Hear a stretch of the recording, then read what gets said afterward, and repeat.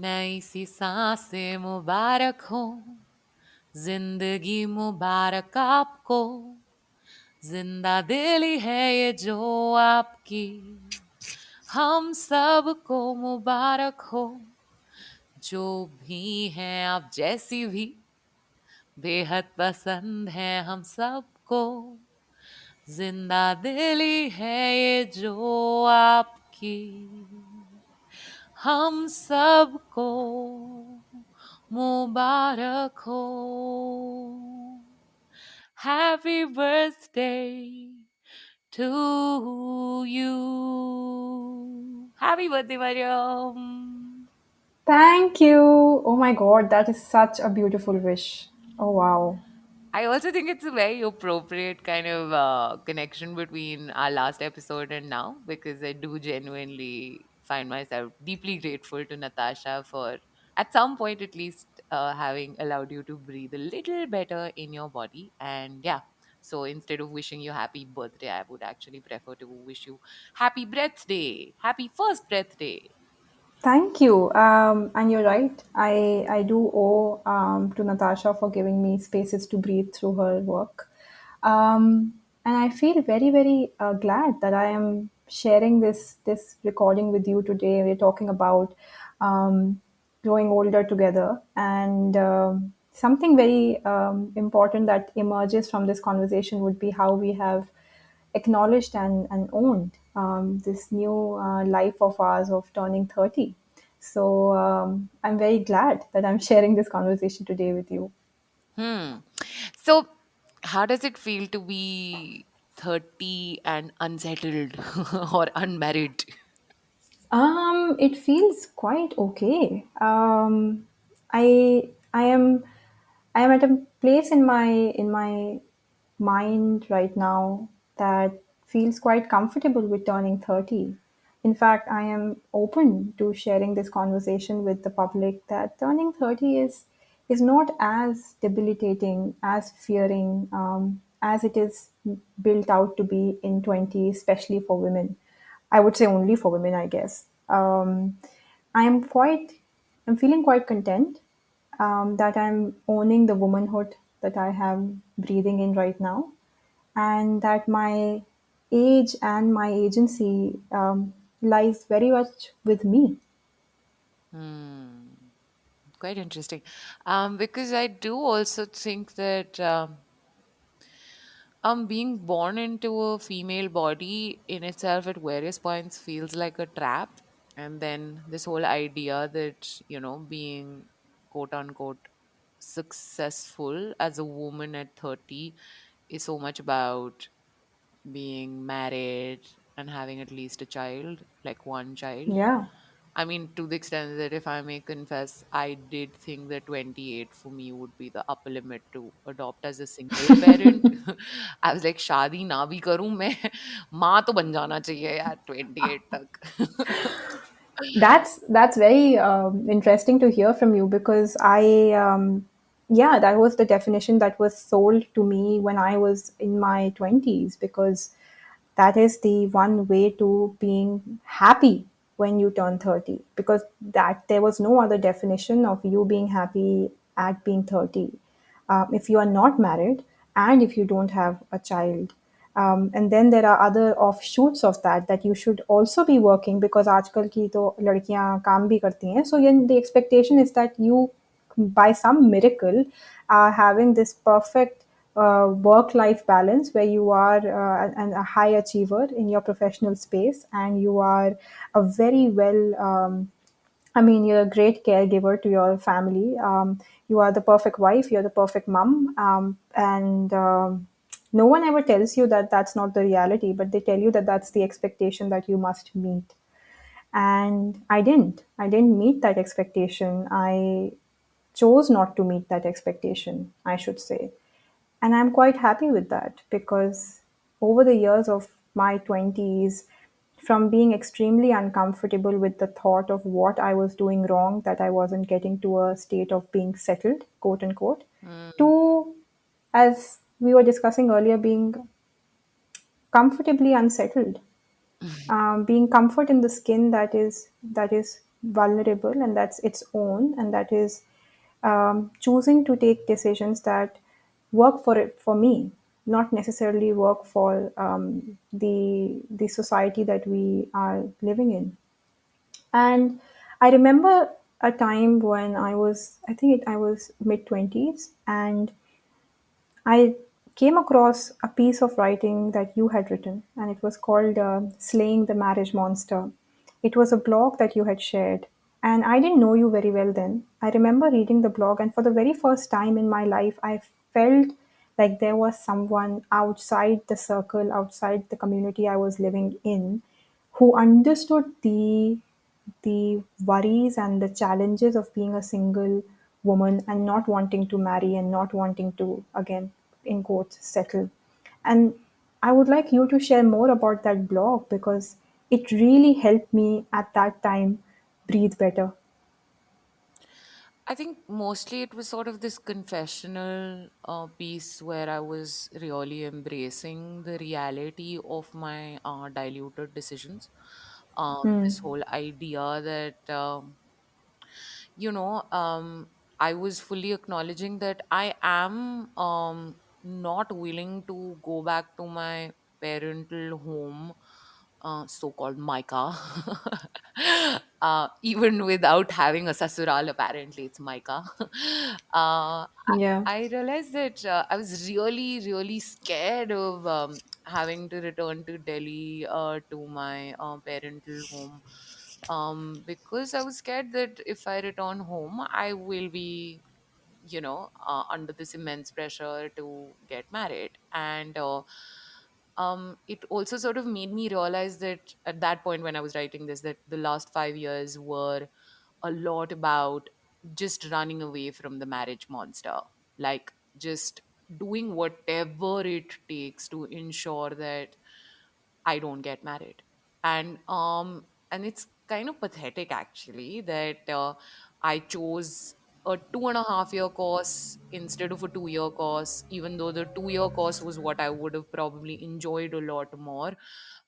Simply because even just those 6 months extra of not being asked, Acha, so now what next? Now that your post graduation is over, so let's talk about marriage. Like, just that let's talk about marriage was such a frightening,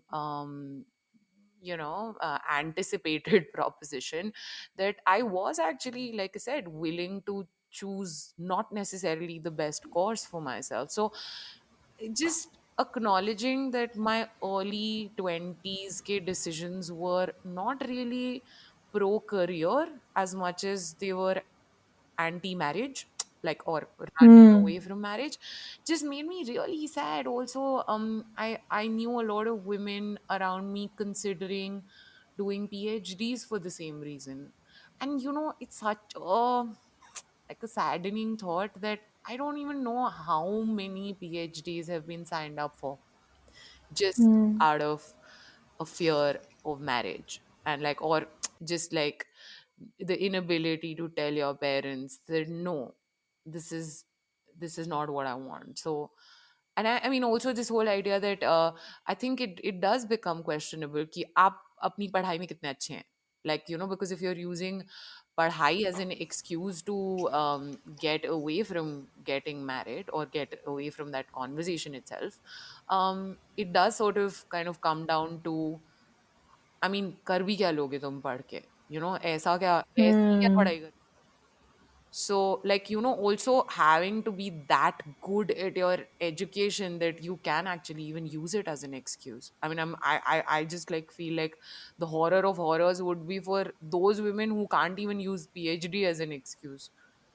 Yeah, that actually also brings me to another aspect of this decision making. I remember when I had just started working, and I started working at the age of I was turning 22, so I was between, yeah, a few months away from 22. That was my first job, and one of the questions that I was constantly asked was, well, if you would have finished your education at the right time, basically saying that if you went from a bachelor's to a master's and got done with your education, then you had taken the right course of action, because then that will give you like the remaining part of your 20s to work, and while you are working, find like a groom, potential husband material or whatever. Like, so the order, I already broke the order when I chose not to go for a master's immediately, Hmm. and that was quite worrying for my mom. She was like, I don't know what you are up to now,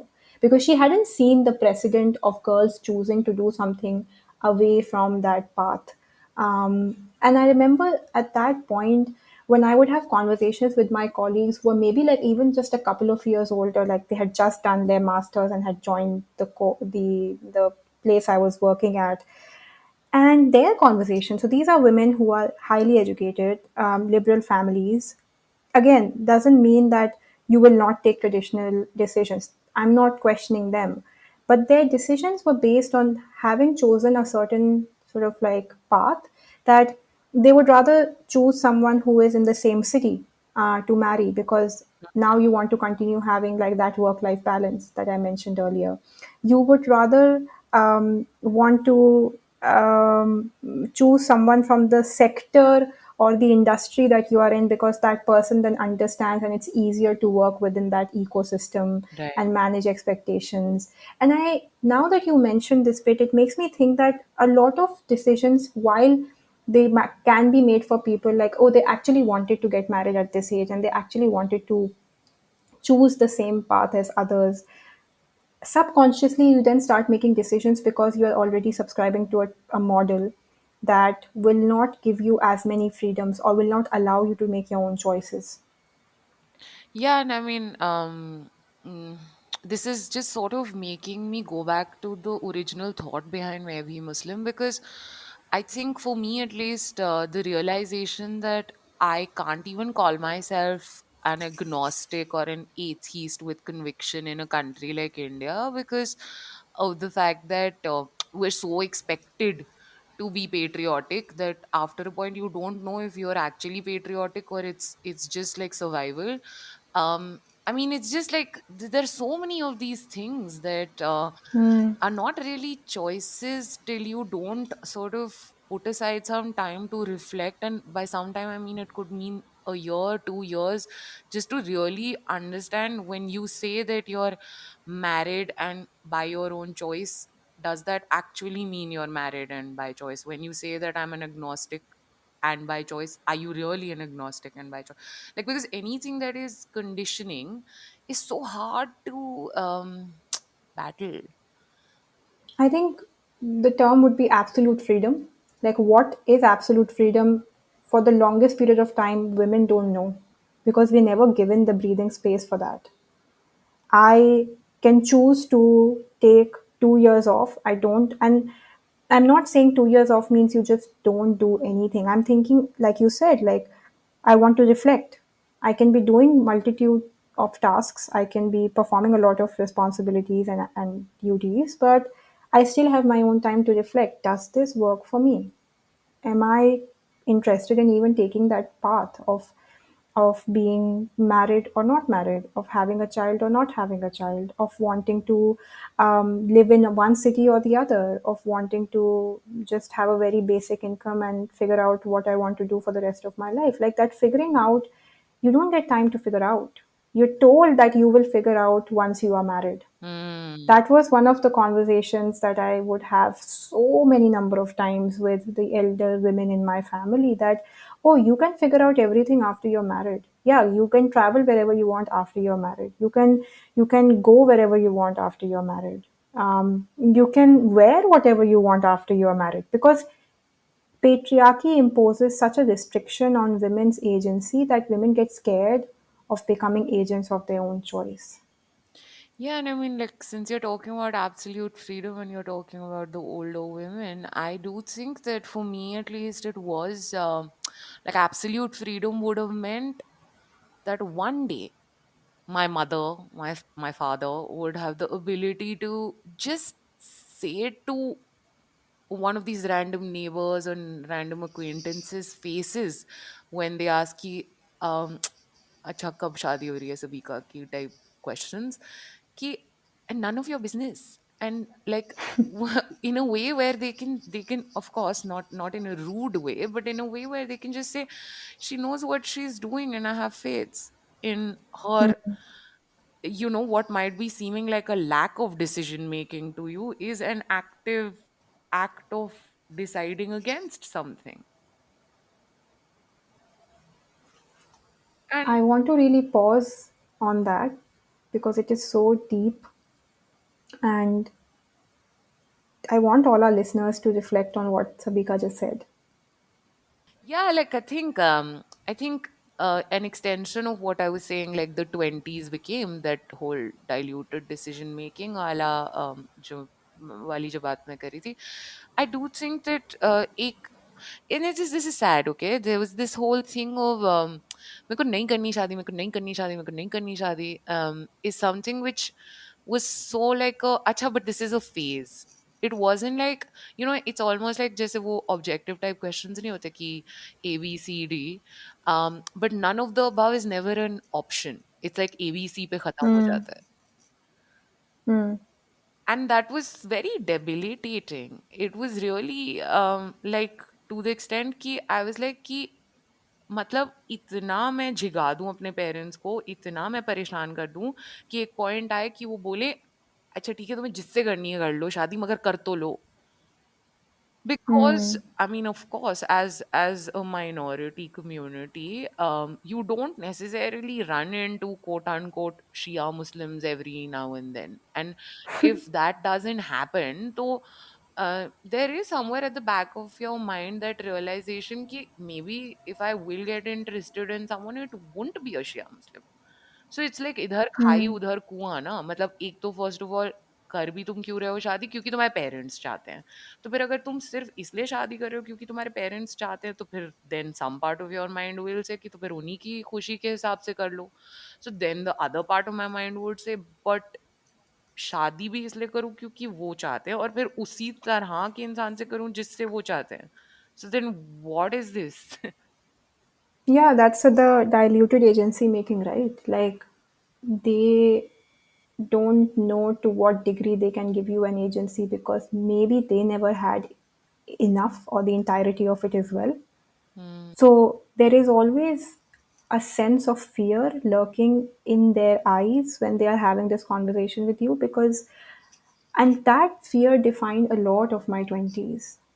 I can very visibly go back and speak to the Mariam who was 21 and speak to the Mariam who was 25 and know the varying degrees of fear she was living with. And the fear was often transmitted, it was intergenerational, it was bestowed upon you because it was carried by my mother and she lived with that fear. Not just my mother, her sister, all the women in her generation, and they use that fear as an act of wisdom to Hmm. pass it on to their daughters. True. That you make the right choices in your 20s and those choices will come back as compounded returns in your 30s and 40s and whenever. Hmm. And that's the fantasy that women are given to live in the structure that patriarchy constructs for them. You do it as you are told and then तुम्हारी you will be safe because घर होगा तुम्हारे पास क्योंकि तो सोच नहीं सकते कि women can have her own home. Hmm. You will be provided for because you don't have to work because the breadwinner is the husband. Hmm. So those acts of putting women in the patriarchal cage, as I can call it, are given as wisdom nuggets to other women as we grow up. I was definitely given that. Yeah, and this also again takes me back to another one of our episodes where we were talking about how we inherit some anxieties. And they might be embodied anxieties for the people who are passing it off as inheritance. But for us, they're abstractions. We're like, kya? Matlab, and anything which is more abstract is more capable of creating anxiety, na? Because घूम फिर के by definition any fear is the unknown. It's not the fear of the Yeah. unknown, it is the unknown itself. So I also do feel unfortunately deeply empathetic also. Matlab, I do, and I'm saying unfortunately because sometimes I don't want to. Meko nahi, I don't want to empathize with my parents sometimes. I'm like, I am aware of the fact that a lot of the times our fears are inherited. And ऐसा तो है नहीं कि आपके खुद के कम है fears और anxieties कि आप मतलब दुनिया भर के लादते फिरो. And the Hmm. truth is that वो जो दुनिया भर के fears हम लादते फिरते हैं, we're doing it on our parents' behalf, because a lot of this conversation about आपकी बेटी की शादी क्यों नहीं हो रही है reaches us through them. It is not really, it's like basically because they do not have the ability to say what would be like my dream statement, which I stated earlier. Okay, because they don't have the ability to just say I trust my daughter, and I know that whatever she's doing, she knows what she's doing. Because first of all, they don't believe it, right? Till the time they don't Hmm. believe it, they're not going to say it. So simply because they don't know how to manage that situation, it's like that percolates down to us. And I would Hmm. even say to our relationships, to our specifically romantic relationships. Yeah, so I can say with confidence that roughly around the time when I wrote that blog, there were relationships where I was literally imitating my parents in my romantic relationships, in the sense that, the societal pressure that they couldn't process, they were, handing it down to me as parental pressure. And that parental pressure I was putting on my partners because I wasn't being able to process it. And, in all of this, therefore, the whole idea of celebrating turning 30 for me is also celebrating, um, n number of years in therapy, because I did at some point realize that my fears and my anxieties are my own, and I don't need anything else. जो अंदर से नहीं आ रहा है वो मेरा fear है ही नहीं. मैं अगर फील ही नहीं Hmm. कर रही वो फियर, और वो इंडोक्ट्रिनेटेड है, कोई और चाह रहा है कि मैं वो डर लेके लादती फिरूं, तो I am sorry, I am not going to call it my own, is something that happened thanks to therapy, partly at least. And I mean, I will even say this, that maybe I would have been the mess that I was in my 20s, in my 30s, if not for therapy. Maybe I would have been very happy about turning 40 if the last 2 3 years as a run up to 40 were spent in therapy. So I can't deny the fact that being in therapy has a huge role to play in the act of celebration. Yeah, absolutely. I would say the same for me because I decided to go into therapy close to 2.5 years ago. And I think it was the point that marriage and the expectation to have been married by then had grown enormously. And it wasn't the only reason why I chose to go for a professional counsel. Um, However, it was one of the biggest factors. And therapy didn't change me overnight. Therapy did not necessarily transform how I look or how I feel about my life overnight. It was a very conscious act of looking back, being more aware of my choices, being more understanding of what do I really perceive of my life, looking out for people who can be in their 30s, who can be in their 40s, and have taken path that traditionally women would not take, and be happy. And that really helped me understand where my fears were coming from and where others fears were coming from, which were being, as you said, मुझ पे लादा जा रहा था, you Hmm. know. um, Empathy, sympathy, um, all emerged from the therapy I started taking.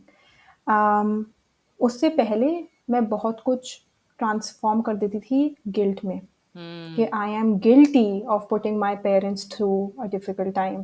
I am guilty of being someone who is not like my parents would have wanted. And that fear was like becoming a very a convoluted sense of guilt, and then it became so, as I said, convoluted कि वो उलझ चुका था इतने इतने तरह से कि मुझे सुलझाना नहीं आता था. And I think that analogy of how a therapist really helps in untangling all those threads really fits in well. So I am completely on page with you here that a large part of how I feel about myself today as a 30-year-old woman goes to being speaking to a professional counselor for almost 2 years now. The other aspect of, I think, being comfortable with being 30 also emerged from looking up to people not because they were successful and they were happy by being wherever they were, but because they were choosing to share what being 30 or what being 32 42 meant for them. So there were, when I was growing up in my early 20s, even in my teens, like, I didn't have examples of women who were 30 and happy and unmarried. Hmm. There was always this thing see, if you are 30 and if you're not married, ye hoga tumhara hashar, because then they were bad examples, and I failed to understand why they were categorized as bad examples. They were assumption ye tha they are unhappy, that women are unhappy if they are unmarried, and women who are don't have a child, then they are bound to just be unhappy for the rest of their lives. And the concept of the biological clock Hmm. never put in front of me as direct, लेकिन था ही कि complications आ जाते हैं. So I never had good examples, but I started finding them. I began to look for people, not as an exercise, but as a way of just keeping my eyes and ears open, that there are women around in the world who are choosing to take the path that maybe majority of women don't take, and they're not shying away from sharing that there is a struggle that comes with it, but that struggle is worth it. Yeah, and I think like I can say this with clarity today that even if I do get married in my, let's say, 30s, and even if it's a bad marriage, I know that at least in my 30s I have the agency to navigate a bad marriage, which, I'm sorry, in my 20s I just did not. And when I say navigate a bad marriage, I'm probably talking about divorce. And that is something that it's kind of sad that every conversation that we've had at home about marriage, and honestly, it's the longest conversation of my life. It's been like an 8 to 9 year long conversation. It started at 23 and it refuses to end. And at some point, you're like, कि क्या मतलब बोरियत नहीं हो जाती आपको, थकान नहीं हो जाती, क्या चल रहा है? एक पॉइंट पे तो मैंने फ़ोन ही उठाना बंद कर दिया था अपने घरवालों का, क्योंकि आई वाज़ जस्ट लाइक, आपको अगर लिटरली लगता है कि you've reduced me to rubble, like कि मतलब इसके अलावा हम बात ही नहीं कर सकते किसी चीज़ के बारे में, तो मत करिए ना फिर बात, क्योंकि मुझे तो नहीं करनी. I also do think that when it comes to talking about marriage, there is no understanding of consent. Like, it's assumed that consent is just something which you take about marriage itself, like कबूल है, कबूल है, कबूल है. But उससे पहले मेरे को अगर बात ही नहीं करनी किसी चीज के बारे में, तो I am sorry, you are harassing me. I know that these things can like amount to chapate on your face from your parents, अगर मैं उनको बोलूँगी आप मुझे हरास करें, बट सच्चाई है ये कि वो कर रहे हैं और वो नहीं रियलाइज कर रहे हैं कि वो they are harassing you. Anything that you don't want to talk about is also like non-consensual. This is also where, because we're talking about psychoeducation, like this is also where you realize the critical need for psychoeducation within families across generations. I have a friend who often tells me when we catch up, and he's like, one of the things he always reminds himself when he's speaking to his family is that, oh, he is taking therapy because his parents are not. Hmm. Painful. And and that is sometimes so obvious when I am having conversations, not just within my family, but also within my structures of people within my generation, my cousins, my friends, that therapy. is something that should be understood as an absolute must for families, because we are carrying decades and generations of trauma. Mm. And that trauma is not visible because it wasn't something that happened. I mean, there are counts of people who've carried intergenerational trauma by virtue of having families who lived through the partition of 1947. In fact, there's been so much study that has happened on the intergenerational trauma on the families of the Holocaust victims. Right. The same goes for families who've just lived through entrenched patriarchy. Mm. Women who've lived through entrenched patriarchy. We say very easily that women are the biggest enablers of patriarchy, but that is the biggest symptom of having been lived through immense amount of patriarchal trauma. I first of all, I find this very problematic when anyone calls women as enablers of patriarchy, because it's just frankly unfair that let's say both of us went to the same school and got quote unquote institutionalized in the same way. Now, just because you happen to be a man and I happen to be a woman, you expect me to fight against that institutionalization just by virtue of my birth into a body. And you've completely negated the education that that institution, and of course in this case the institution I'm referring to is patriarchy. Like, so basically I have been steeped in patriarchy as much as any other man out there, but just because I'm a woman, I should have the natural capacity to fight against that patriarchy and not behave in a patriarchal way. I mean, I just like find this, and I mean, there's this whole concept of I'm coming back to quote unquote breaking the loop and break like smashing the patriarchy. I also do think that um for me at least, a sign of an intelligent society is when the rate of divorce is high, because divorce is agency.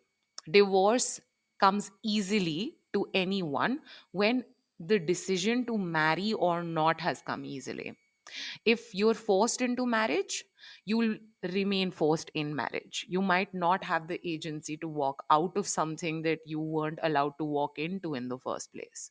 And I mean, most of my conversations at home have been around like the minute they start talking about marriage, first question तो मैं पूछती हूँ कि अच्छा एक minute, आप पूछ रहे हैं मैं किससे शादी करना चाहती हूँ, आप पहले चैप्टर को तो भूल गए कि मैं शादी करना चाहती हूँ या शादी करते क्यों हैं.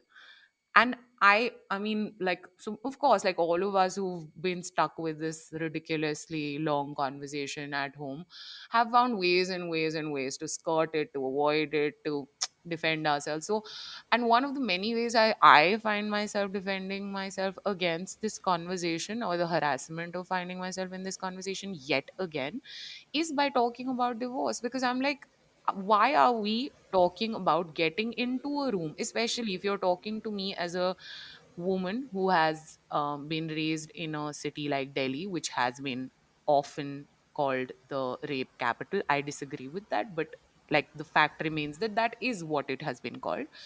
आप मुझको कोई भी ऐसे कमरे में घुसने नहीं देंगे जिससे एक इजी एग्जिट पॉसिबल नहीं है, just out of my sense of safety और self defence.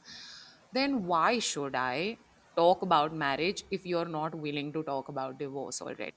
I think we have forgotten that a lot of our way of choosing to live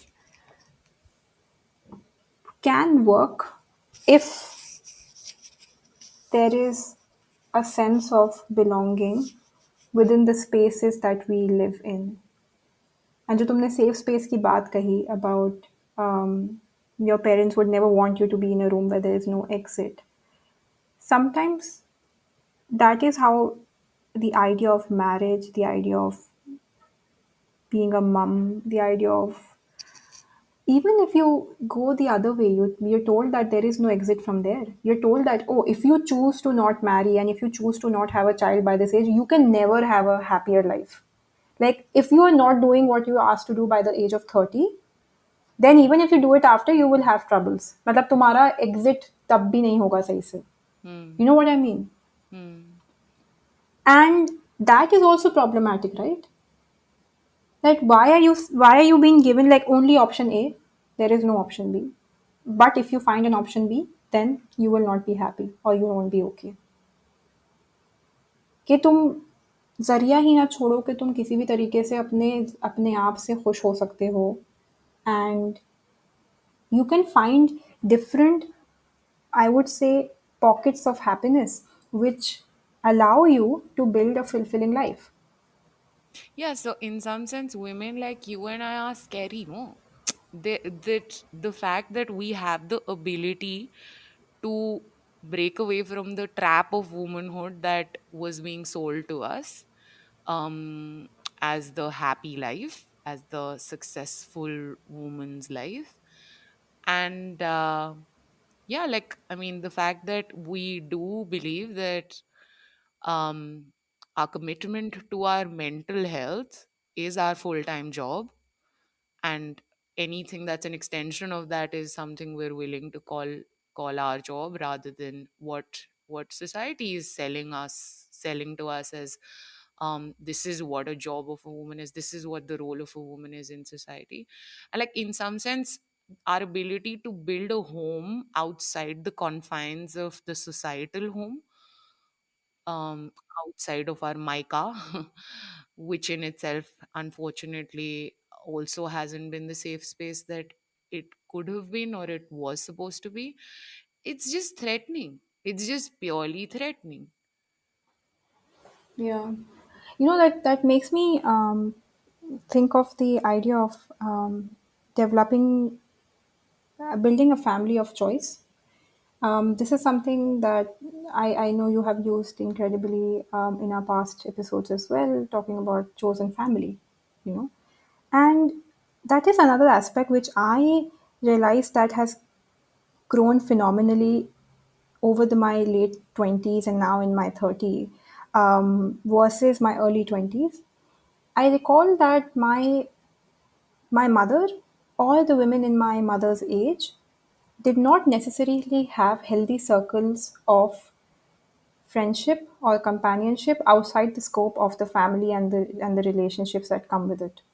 Hmm. And that is another way of developing your safe space. That is another way of developing a healthy mental health circle. That is another way of curating your life outside the confines of a wife and a mother. And I know for the fact that my mother and the women in her age group do not have them. So I remember when I would sometimes, like over the course of my 20s, there were occasions where I told my parents that, you know, I have to go for this friend's brother's wedding, or that I'm having a sleepover at my another friend's place because I am in Gurgaon for just one night and I want to spend time with her. And it has been, I think my parents have definitely grown wiser in accepting that. But in the initial phases, they were like, what do you mean by like you have groups of friends? You all lose them after you get married. You can't have friendships after a certain age. College के Right. में अलग होता था, school में Hmm. अलग होता था, पर ये दोस्ती ज़्यादा नहीं टिकती है. दोस्त तुम्हारे तुम्हारे लिए खड़े नहीं होंगे, दोस्त तुम्हारे लिए कुछ कर नहीं सकते. And I'm not 50 years old yet, and I'm not as old as they are. However, I can feel that there are some friendships that I have built and I have really invested in, and I think I'm just thoroughly grateful that I have them in my life because they've been my rocks through some of the most trying times. Yeah, and this is kind of taking me back to the visual that you shared with me right before we started recording. That picture of that surprised picture of you on your 30th birthday, where a bunch of people are surprising you in the middle of the night. And I mean, I am yet to physically meet you, and just that visual made me feel so at home that I couldn't help but say that, I mean, even at the cost of sort of maybe crossing boundaries or whatever, that this feels like it made me feel like I have a house in Singapore that I can call home. Like if I know where to go, I might turn to you. I mean, I've never been to Singapore, and I mean, a part of me is also saying, "कि क्या बोल रही हो?" But you know what I'm saying? Like there is this, and I want to sum it up, quoting a friend of mine. She said this, and it's just stuck to me like glue, and I will continue to quote it left, right, and center. She said, and these were her words, that our truest friends are our parents in adulthood. And that is so true. The kind of parenting I have received from my family of choice, it would be actually unfair for me to even expect it from my blood family. Hmm. Yeah. So, yeah, thank you for being my home. And actually, thank you for being my family. And thank you for allowing me, Be Muslim, to be the home that it is. Thanks for building this home with me.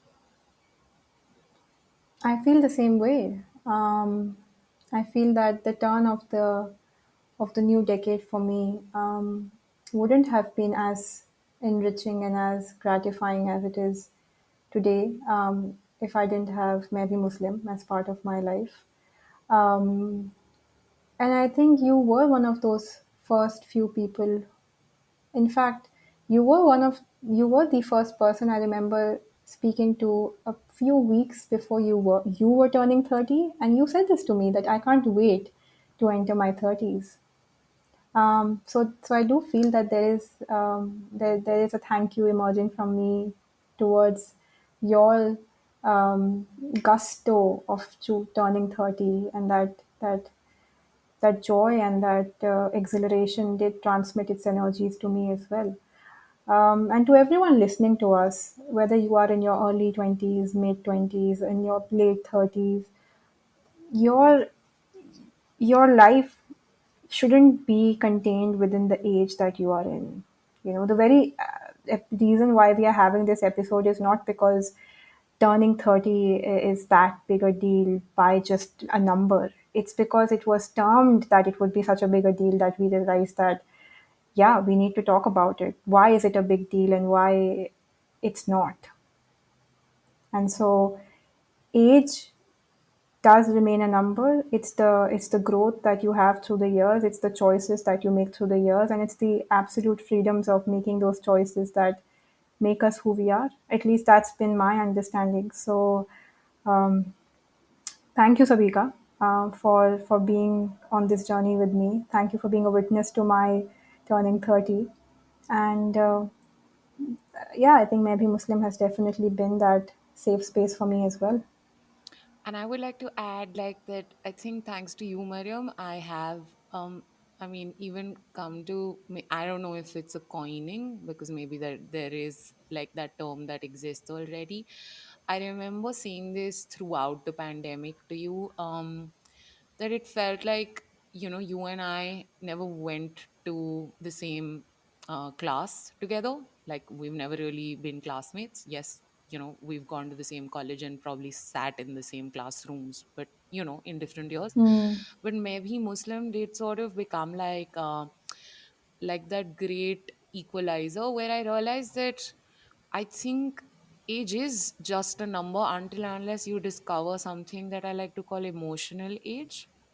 um Hmm. and I've never felt older or younger to you when it comes to um our emotional age. And I think that has to do with the fact that we've roughly been in therapy for the same amount of time, like roughly. So yeah, I mean, it does, I think, for me, yes, age is just a number till you find someone who's the same emotional age as you. So maybe with you turning 30, I'm feeling like I'm also turning 30 again, as much as I'm turning 32 this year. But yeah, with that, since I'm also feeling 30, thanks to you, living vicariously through you, maybe we could chant something together, which is an extension of maybe Muslim today. Definitely. So maybe should we do it at a count? I don't know if we'll use it Maybe you do it and then I finish it off. again. Okay, cool, fine. So here goes our new chant. मैं भी औरत, मैं भी 30, मैं भी unmarried. Bravo. मैं भी औरत, मैं भी 30, मैं भी मुस्लिम, मैं भी unmarried. Cheers to being happily unsettled. Cheers to being happily unsettled. Thank you so much, Savika. And thank you, everyone who gave it the time. And we look forward to hearing from you now. We look forward to your comments and your thoughts on this episode. And we do hope that this episode makes all of you breathe a little better.